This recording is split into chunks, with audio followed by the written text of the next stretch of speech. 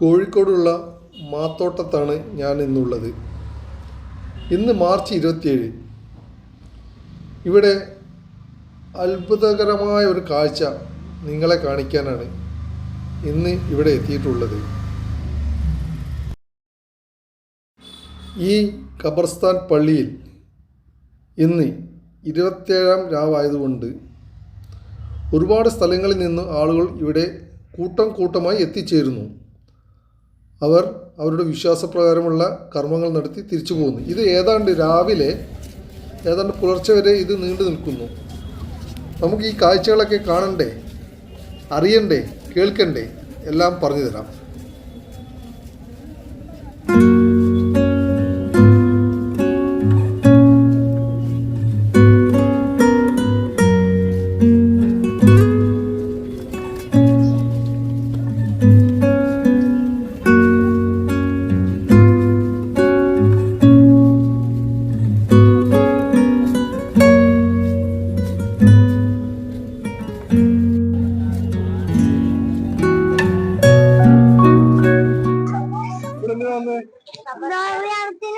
പിന്നെ ദോർക്കാനും ആരെ കവറാണ് എന്തൊക്കെ ദോരല് ദോർന്നില്ല ദോർക്കാൻ പോണോ എന്താ ദോർക്ക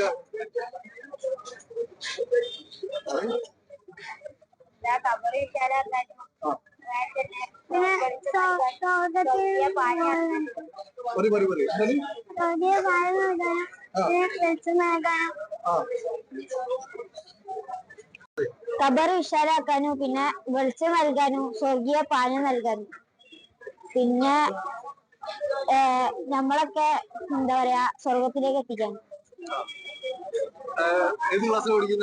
6 സൗജന്യമായി ഡയാലിസ് ചെയ്തെടുക്കുന്ന സ്ഥാപനത്തിലേക്കുള്ളതാണിത്. സൗജന്യമായി ഡയാലിസ് ചെയ്തെടുക്കുന്ന സ്ഥാപനത്തിലേക്കുള്ളതാണ് ആൽസിയാൻ. പാവപ്പെട്ട കിഡ്നി രോഗികൾക്കുള്ള ആശാകേന്ദ്രം. പാവപ്പെട്ട കിഡ്നി രോഗികൾക്കുള്ള ആശാകേന്ദ്രമാണ്. എല്ലാവരും ചെയ്യാൻ പരമാവധി സഹകരിക്കുക. എല്ലാവരും പരമാവധി സംഭാവന ചെയ്യാം. നാസിഹ്, ലക്ഷദ്വീപ്. ഇത് 3-ാം വർഷമാണ്.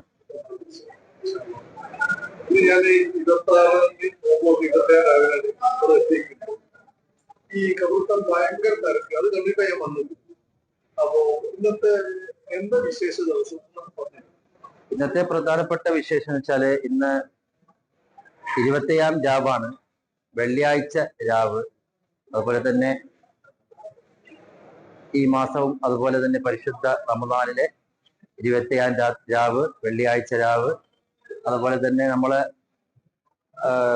ആദരവായ പ്രവാചകർ സ്വല്ലല്ലാഹു അലൈഹി വസല്ലമ തങ്ങൾ സ്വഹാബത്തെ കിറാമും ഈ പരിശുദ്ധ റമദാനിന്റെ അവസാനത്തെ ദിവസം, അവസാനത്തെ ദിനരാത്രങ്ങൾ വളരെ പ്രധാനമായി കണ്ടിരുന്നു.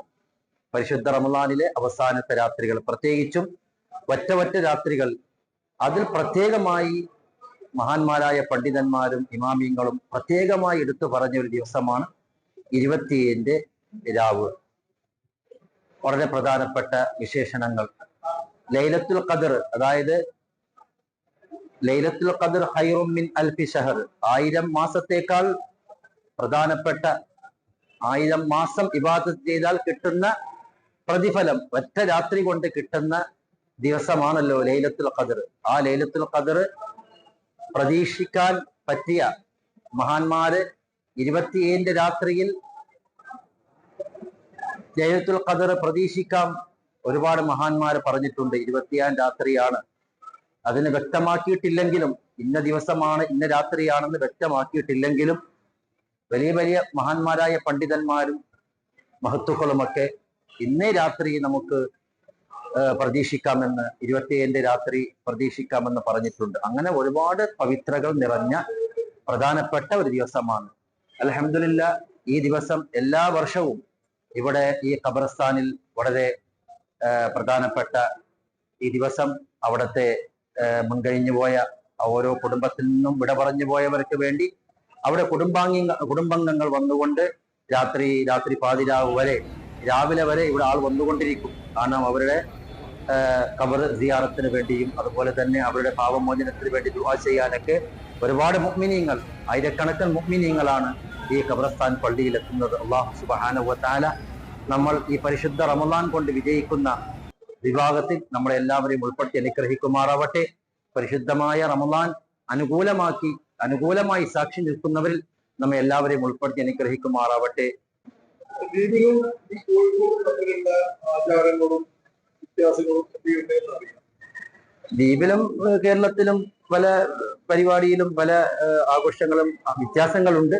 പക്ഷേ ഈ 27 ദിവസം അവിടെയും വലിയ പള്ളികളിലും മറ്റ് സ്ഥാപനങ്ങളിലൊക്കെ സജീവമാണ്. ഇബാദത്ത് കൊണ്ടും നല്ല നല്ല പ്രവർത്തനങ്ങൾ കൊണ്ടും. പ്രത്യേകിച്ചും ലക്ഷദ്വീപില് ഈ 27 ദിവസത്തെ പ്രത്യേകത എന്ന് വെച്ചാൽ ലക്ഷദ്വീപിലേക്ക് പരിശുദ്ധ ഇസ്ലാം മതം പ്രചരിപ്പിക്കാൻ വേണ്ടി വന്ന മഹാനായ മുമ്പുമോല ഹസ്രത്ത് ഉബൈദുല്ലാഹ് റളിയല്ലാഹു അൻഹു വഫാത്തായ ദിവസവും കൂടിയാണ് ഈ 27 ദിവസം. അതുകൊണ്ട് പ്രത്യേകമായി 27 ദിവസം എല്ലാ ദ്വീപിലും പ്രത്യേകമായി കാണുന്നുണ്ട്. അതുപോലെ പെരുന്നാൾ ദിവസം പല ദ്വീപിലും പല ആചാരങ്ങൾ, വ്യത്യാസമായ പരിപാടിയാണ്. റാത്തീബ്, ദഫ്മുട്ട്, അങ്ങനെ പലതുമുണ്ട്. പിന്നെ ഓരോ ദ്വീപിലും വ്യത്യസ്തമായ പരിപാടിയാണെങ്കിലും കേരളവും ലക്ഷദ്വീപിലും പെരുന്നാളും ആഘോഷങ്ങളും നല്ല വ്യത്യാസമുണ്ട്. ഞാന് 2 വർഷം മുമ്പ് ഒരു വീഡിയോ കണ്ടിരുന്നു. നോമ്പ് 29 എല്ലാ ദ്വീപവാസികളും ബീച്ചിൽ വന്ന് നോമ്പുറയായിട്ട് മാസങ്ങൾ നേരിട്ട് കണ്ടിട്ടാണ് അവർ ഒരു ആവശ്യം മനസ്സിൽ എപ്പോഴും തട്ടിയിട്ടുണ്ട്. അതിനൊരു അനുഭവം. അത് സാധാരണ മാസം കാണുന്ന ദിവസം എല്ലാ കുട്ടികളും എല്ലാവരും ബീച്ചില്, അവിടെ ബീച്ചാണല്ലോ, അടുത്ത് ബീച്ചുള്ളത് കൊണ്ട് പ്രശ്നമില്ല, എല്ലാവരും കടപ്പുറത്ത് പോവുകയും അവിടെ നോമ്പ് തുറക്കുകയും അവിടെ നേരിട്ട് മാസം കാണുകയും ആ സന്തോഷത്തിൽ പങ്കാളിയാവുകയും ചെയ്യുന്നു. അതുപോലെ തന്നെ ഈ നോമ്പിന്റെ മാസം കാണാനാണെങ്കിലും അങ്ങനെ എല്ലാവരും ബീച്ചിൽ പോയി മാസപ്പിറവി ദർശിക്കാൻ വേണ്ടി എല്ലാവരും പ്രതീക്ഷിച്ച് വെയിറ്റ് ചെയ്യും. കാതു മാത്തോട്ട് നമ്മൾ സ്നേഹത്തോട് കാതു എന്ന് വിളിക്കുന്നു. പിന്നെ എന്തെല്ലാം വിശേഷം? അൽഹംദുലില്ലാ. ഞാനിന്ന് വന്നത് ഖബർസ്ഥാൻ്റെ അറിയാൻ. ഖബർസ്ഥാൻ്റെ സെക്രട്ടറിയാണ് കാതു. എൻ്റെ ചെറുപ്പം മുതലേ കാണുന്നതാണ്. അന്ന് ഈ ഖബർസ്ഥാനെ പള്ളിക്കാട് എന്നാണ് പറയുക. ഇന്ന് ഒരുപാട് മാറ്റങ്ങൾ സംഭവിച്ചു. ഇന്ന് ശരിയായ രീതിയിൽ ആളുകൾക്ക് കൃത്യമായി യാത്ര ചെയ്യാനുള്ള പാസേജും എല്ലാം ഒരുക്കി ഗംഭീരമാക്കിയിട്ടുണ്ട്. ഇതൊരു ഖബർസ്ഥാനാണെന്ന് തോന്നാത്ത വിധത്തിലും എന്നാൽ ആളുകൾക്ക് ഒരുപാട് സൗകര്യപ്പെടുത്തിയിട്ടാണ്. ഒന്ന് വിശദീകരിച്ചു തരുമോ പ്രവർത്തന രീതികൾ? പ്രവർത്തനം അത് കൂട്ടായ്മയായിട്ട് നടക്കുന്നതാണ്. പിന്നെ കാടുകൾ കൂടുതൽ പൊന്തുകയാണെങ്കിൽ ഈ വെയിലുള്ള സമയത്ത് മരുന്ന് തളിച്ചതിൻ്റെ ശേഷം വൃത്തിയാക്കും. അങ്ങനെയാണ് അതിൻ്റെ വൃദ്ധി വരുന്നത്.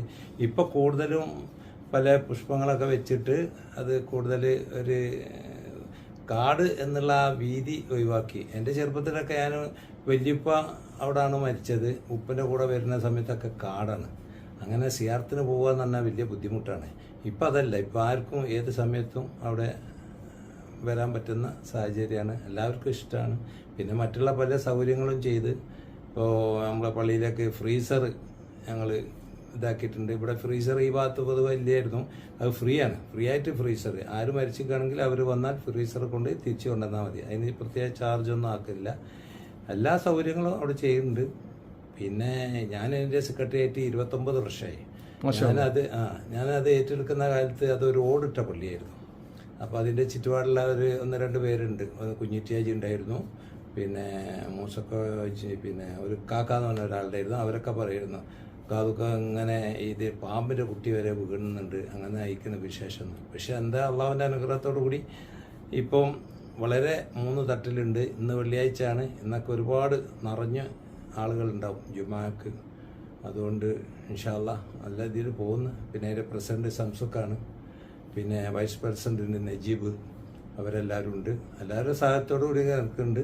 മറ്റുള്ള ഒരു ബുദ്ധിമുട്ടുകളും നമ്മളെ പള്ളിക്ക് ഇല്ല. പിന്നെ ഇൻഷാ അല്ലാഹ് അങ്ങനെ നമ്മളുള്ള കാലം വരെ അങ്ങോട്ട് പോട്ടെ. ഇനി പുതുതായിട്ട് എന്തെങ്കിലും അവിടെ പ്രവർത്തനങ്ങൾ ആലോചിക്കുന്നുണ്ടോ, എന്തെങ്കിലും ഉഷാറാക്കാൻ? ഇപ്പോൾ ഈ ലഹരിൻ്റെ പ്രശ്നം വന്നതുകൊണ്ട് ഞങ്ങളിപ്പോൾ കൂടുതൽ ക്യാമറ ഫിറ്റ് ചെയ്തിട്ടുണ്ട്. ഒന്നായിട്ട് ക്യാമറ ഫിറ്റ് ചെയ്തിട്ടുണ്ട്. പള്ളീൻ്റെ ഉള്ളിലും പള്ളീൻ്റെ നടക്കുന്ന ഭാഗത്തും പുറത്തായിട്ടും ഒക്കെ. അത് പോലീസിൻ്റെ ഓരോ ഇതുണ്ടായിരുന്നു.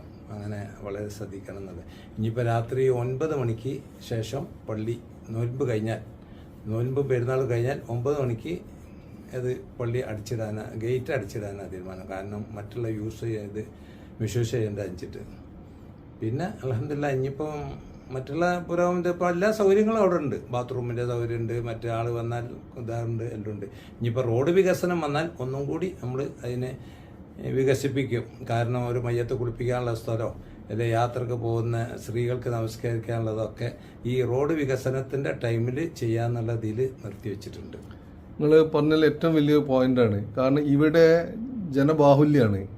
2 സെന്റിൽ ഒരു വീടും അതിൽ 10 ആളും എന്ന നിലയിലാണ് താമസിക്കുന്നത്.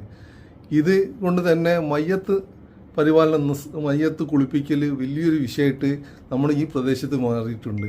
അപ്പോൾ അതും കൂടി മനസ്സിൽ കണ്ടിട്ടാണ് മുമ്പോട്ട് പോകുന്നത് മനസ്സിലാക്കിയതിൽ വളരെയധികം സന്തോഷം. ഇന്നലെ ഞാൻ അവിടെ, അതായത് 26-ാം തീയതി രാത്രിയിൽ ഭയങ്കരമായിട്ട് ജനങ്ങളെ കണ്ടു. അത് സ്ഥിരമായിട്ട് അങ്ങനെ തന്നെയാണ്. അതിന് വല്ല സൗകര്യങ്ങളും ഏർപ്പാടും ചെയ്തു കൊടുക്കുന്നുണ്ടോ? അത് അവർ എല്ലാവരും ഓരോ പള്ളിയിൽ നിന്ന് ഒരു കൂട്ടമായിട്ട് 50 ആൾ 100 പേര് 50 ആൾ 100 പേര് വന്നിട്ട് ഓരോ ഭാഗത്തും അവർ ക്യാമ്പടിച്ച് പ്രാർത്ഥിച്ചുകൊണ്ട് നിൽക്കുകയാണ്. അതിന് മറ്റുള്ളവർ ബുദ്ധിമുട്ടില്ല. അവർക്ക് വരെ ഏത് ഭാഗത്ത് നിൽക്കാനുള്ള ലൈറ്റുകളെല്ലാം സംവിധാനം ചെയ്തിട്ടുണ്ട്. പിന്നെ പോകാനും വരാം. പിന്നെ അവർക്ക് വരുന്നവർക്ക് കാവ മറ്റുള്ള ചെറിയ ചെറിയ ലഘുഭക്ഷണമായിട്ട് അവരവിടെ നിന്ന് കൊടുക്കുന്നുമുണ്ട്. ഇൻഷാ അല്ലാ രാത്രി 1 മണി 2 മണി വരെ 3 വരെ ഒക്കെ ഉണ്ടായിരുന്നു. സുബൈ വരെ അവരുണ്ടായിരുന്നു ഇന്നലെ. അപ്പം മറ്റുള്ള അൽഹംദുലില്ലാ റാഹത്തായിട്ട് നടക്കുന്നു. അത് നമ്മളെ കഴിവൊന്നുമല്ല, അള്ളാഹുവിൻ്റെ കഴിവാണ്. ഒരു കല്ലായിപ്പാലം മുതൽ ഇങ്ങോട്ടേക്കാണ് നമ്മളിതിൻ്റെ ബൗണ്ടറി, മറവ് ചെയ്യുന്ന ബൗണ്ടറി അരക്കിണർ വരെയാണ്. ഇപ്പം ചിലപ്പോൾ ഇവിടുന്ന് ഒഴിഞ്ഞു പോയ ആളുകളുണ്ട്. അവർ ദൂരാണെങ്കിലും അവർ വലിയപ്പൊക്കെ ഇവിടെ മറവ് ചെയ്തുകൊണ്ട് അവർ വന്നിട്ട് പറയും ഞങ്ങൾക്ക് ഇവിടെ ഇന്നാൾ മരിച്ചിട്ടുണ്ട്, ഇവിടെ വെക്കണം. ആ സൗകര്യം ഞങ്ങൾ ചെയ്ത് കൊടുക്കാറുണ്ട്. എന്നാലും ഒരു മാസത്തിൽ 30, 32, 30, 27, 28 ഒരു മരണം നടക്കുന്നുണ്ട്, പരിപാലിക്കുന്നുണ്ട്. എന്തായാലും എന്നെ ഏറെ സന്തോഷപ്പെടുത്തിയത് പുതിയ വരാൻ തീരുമാനിച്ചിട്ടുള്ള മയ്യത്ത് കുളിപ്പിക്കാനുള്ള സൗകര്യം സ്ത്രീകൾക്കും പുരുഷന്മാർക്കും.